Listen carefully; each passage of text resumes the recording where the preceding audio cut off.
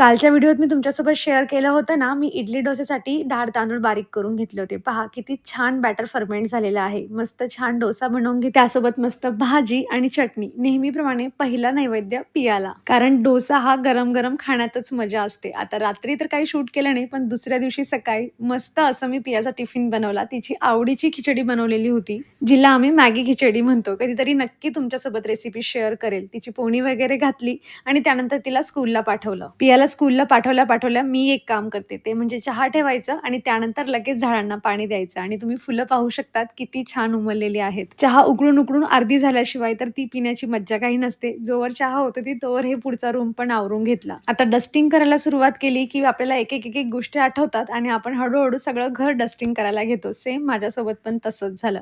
आज पिया स्कूलमधून येताना हट्ट करून ह्या 2 कुल्फ्या घेऊन आली होती. म्हटलं चला मस्त एन्जॉय करूया. आता मी माझा व्हिडिओ संपवते. भेटूयात नेक्स्ट व्हिडिओमध्ये. बाय.